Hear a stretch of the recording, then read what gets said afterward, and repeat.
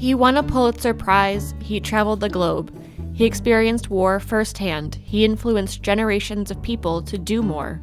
The legends surrounding him often overshadow the man he actually was. But I'm not talking about John F. Kennedy. Instead, our topic today is one that might be surprising: Ernest Hemingway and a new exhibit on his life and career at the JFK Library. Join us as we talk to museum visitors and our resident Hemingway expert and delve into the Kennedy-Hemingway connection on this episode of JFK 35. And so, my fellow Americans, ask not what your country can do for you, ask what you can do for your country.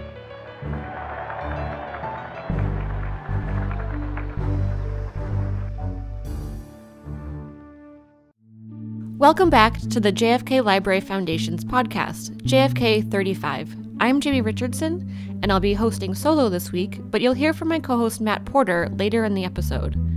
Thank you to everyone who subscribed to the podcast and left us a review. We really appreciate your feedback. Today, we're talking about Ernest Hemingway. This might not seem like an intuitive topic for us to take on, but there is a reason we have an exhibit on him, and there's a connection to JFK to boot. We don't think Kennedy and Hemingway ever met, though we do know that Kennedy wrote to the author at least once. While recovering from back surgery in 1954, JFK studied acts of political courage from history and ended up writing a book, Profiles in Courage, that featured 8 senators who showed what he considered to be courage under enormous pressure from their parties and constituents.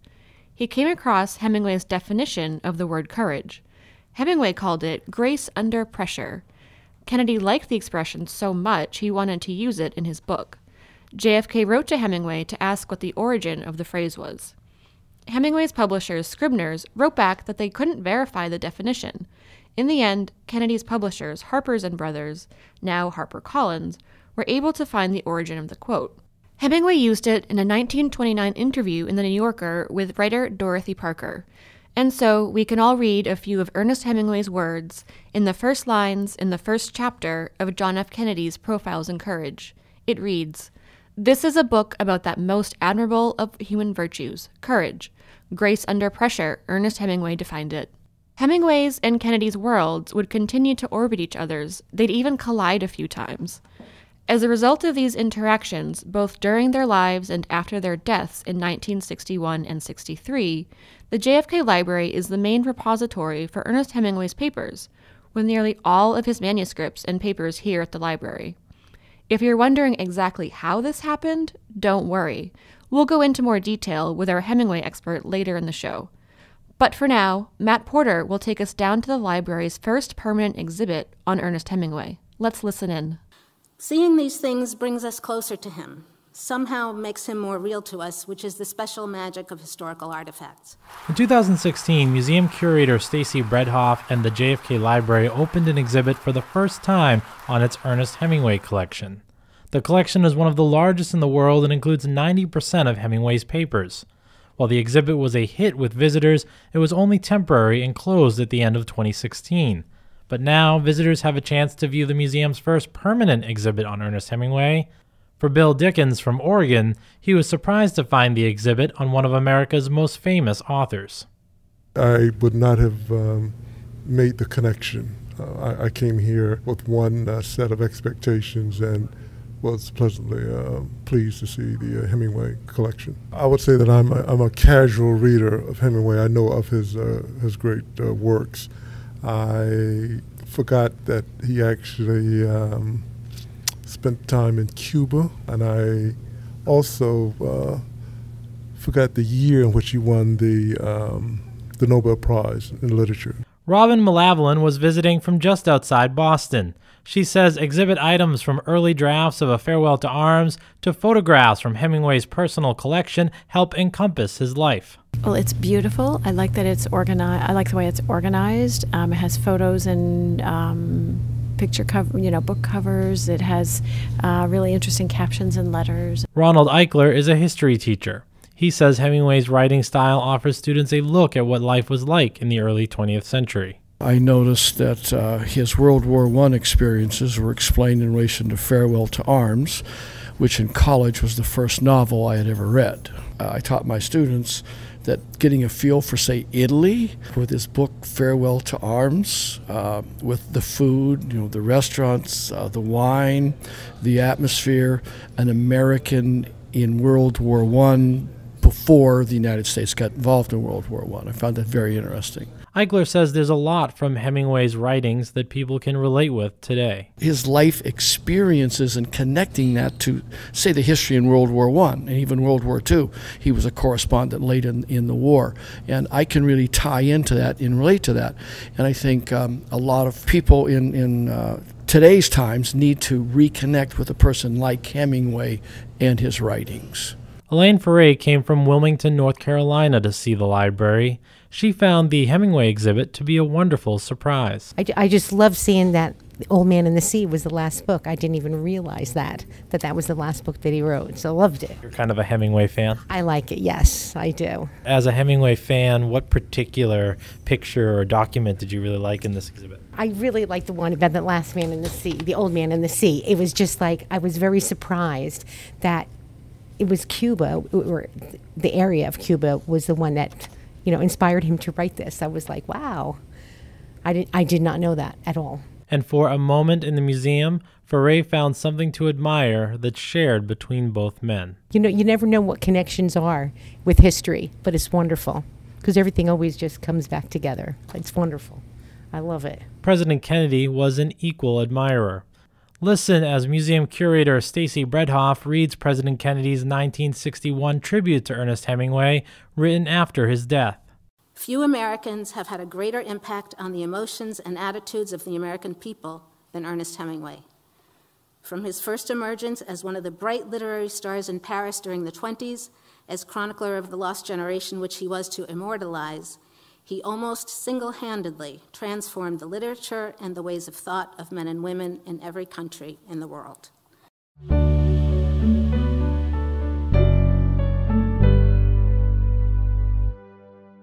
All right, so now that we've piqued your interest about the Hemingway exhibit and Ernest Hemingway himself, we're going to get to the bottom of why we have his papers at the JFK Library and also learn a little bit more about this iconic figure. This episode's in-studio guest is Hillary Justice, the Hemingway specialist at the JFK Library Foundation. Hillary, welcome to the show. Thanks, Jamie. So before we talk about the exhibit, can you tell us how the JFK Library came to have Ernest Hemingway's papers and not his photographs? Sure. It's a strange story because Hemingway never met the president. However, after his suicide, most of his belongings were still in Cuba, and of course there was the embargo. So his widow was confronted with the challenge of how to get back to Cuba and get some of her own personal belongings, but more importantly for our purposes, manuscripts, photographs, belongings of her husband's. And President Kennedy made that possible for her to go back to Cuba and bring some things back to the United States. So there was that connection. Then in April of 1962, the President and Mrs. Kennedy hosted a Nobel Prize dinner at the White House for every Nobel Prize winner in the Western Hemisphere. Hemingway, of course, couldn't attend. He had passed on by then, but they invited his widow, Mary Hemingway, and she sat in the place of honor at the President's right. So she had met the President and Mrs. Kennedy. Fast forward again, and we have a tale of two widows. Mrs. Kennedy was arranging for her husband's presidential library, and Mrs. Hemingway contacted her and said, I have all of these papers, and I'm not sure where I can put them that would be a fitting tribute to my late husband. Press pause here for a second. A writer like F. Scott Fitzgerald, who went to Princeton University, when he passed away, his daughter saw to it that his papers were donated to the Princeton University Library. Ernest Hemingway never went to college, so he didn't have an obvious archives available. So Mrs. Hemingway contacted Mrs. Kennedy, offered the papers. There was a lapse during which there was no reply. Mrs. Hemingway wrote again saying, I'm so sorry if I offended you. And Mrs. Kennedy wrote back saying, no, it was the overwhelming generosity that caused the delay. Of course, we would love to. It would be such an honor to Jack. And there's this great letter quotation. She said, I would be so proud to have Jack's papers in the Ernest Hemingway library. Oh, that's so special. Very gracious. So that's how they ended up here. And so coming out of the collection, all the papers that we have, you just recently curated the Hemingway exhibit, An Inspired Life. Can you share what went on display there? Sure. What we have is it's a 60-foot gallery hallway that shows a timeline of Ernest Hemingway's entire life, highlighting his major works and the periods in his life and the places and the people and experiences that inspired those works. So the exhibit uses elements from all aspects of the collection, from books to manuscripts to photographs to museum objects. When you were picking out what to include in the exhibit or how to arrange it, what kind of considerations went into that? With Hemingway, it's always a question of where to start. There's so much, and our collection is so extensive and so rich. The timeline made sense because we have a lot of his personal photographs, starting from when he was just a baby, family photographs. But, you know, Hemingway is famous for two things, really. One of them is, of course, he's an amazing, iconic writer, but the other one is he's famous for being Ernest Hemingway. So I wanted to highlight photographs of the man and the experiences of the man, but also connect those very specifically to most of his major works. So the works really drove it. Different works were inspired by different times in his life. Most famously, A Movable Feast obviously was inspired by his early years in expatriate Paris in the 1920s. And so using the works as a touchstone, I then created a sort of shadow box of memories with photographs and objects and bits of Hemingway's handwriting that all sort of contributed to the inspiration for the work. And then each box contains a mid-century paperback with these great sort of hard-boiled, lurid covers that were very popular. Think the style of Casablanca. Those mid-century paperbacks would have been the ones that Kennedy, as a young congressman, would have encountered for sale in train stations when he was traveling between New York, D.C., Boston. So I wanted to keep the mid-century focus to honor the president. I think it's a really clever way to kind of make it tie everything together, and it is so graphic too. All these covers are so kind of over the top in a way. They're wild. One of the reactions that people have is, oh, I thought we were supposed to take Hemingway so seriously, sort of have him on this pedestal as befitting a Nobel Prize winner. But, you know, at the time, Hemingway was a popular writer. He was a very good popular writer.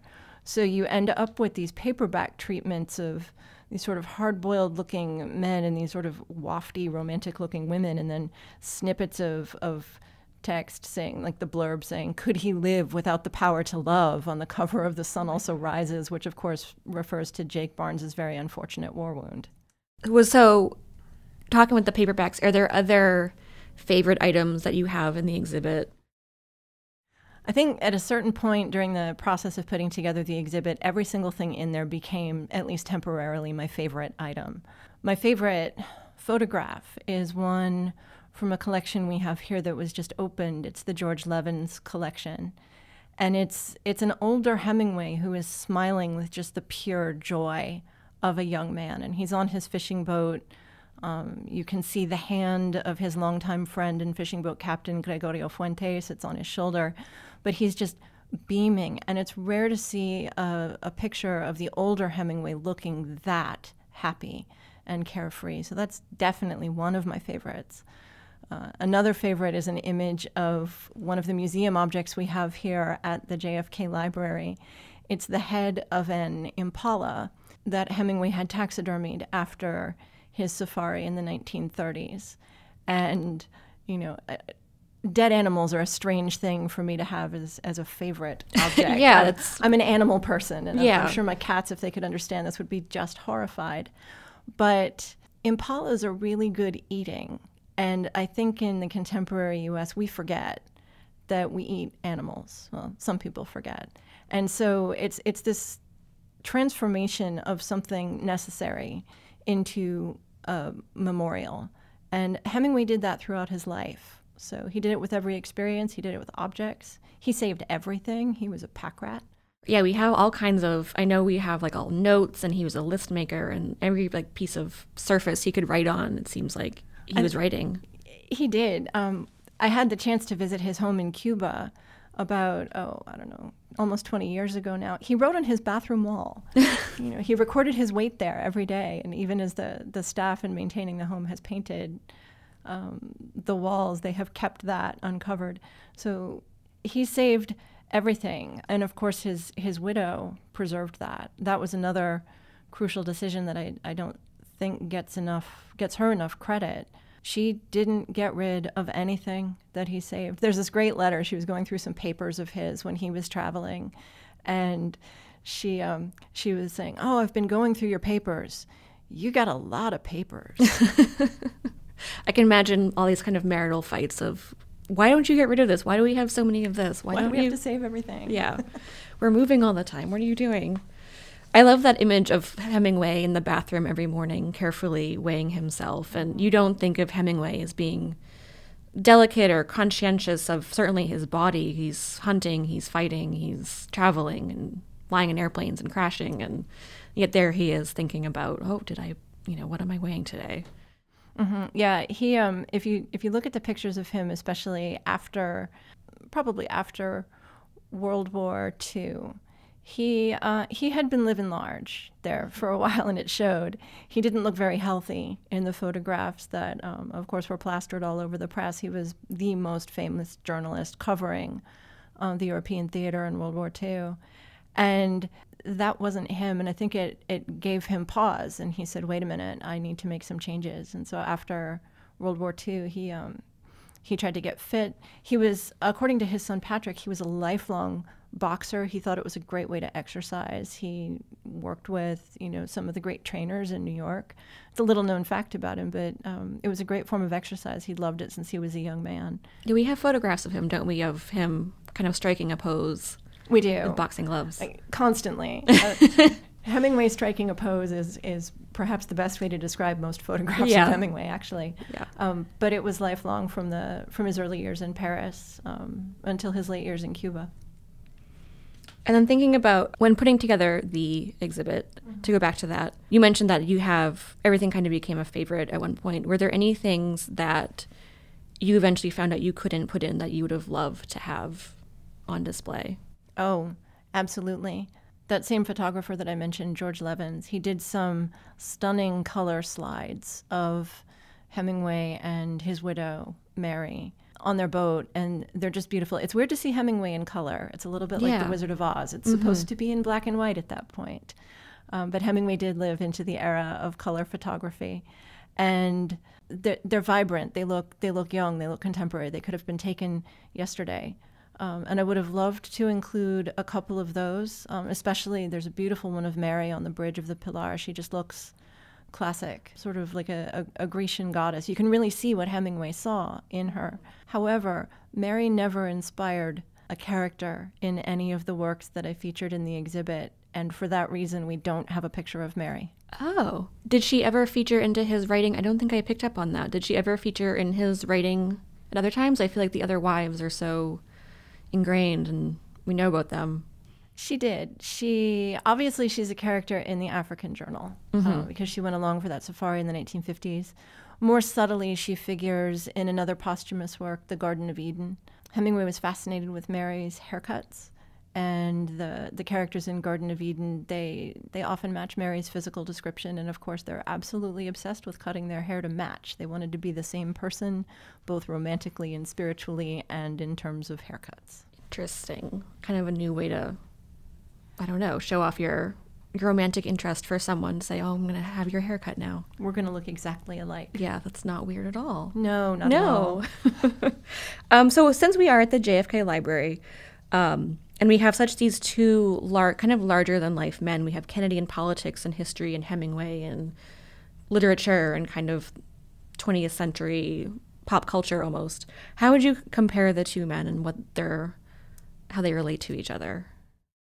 It's interesting. Superficially, they have some strong similarities and some very obvious differences.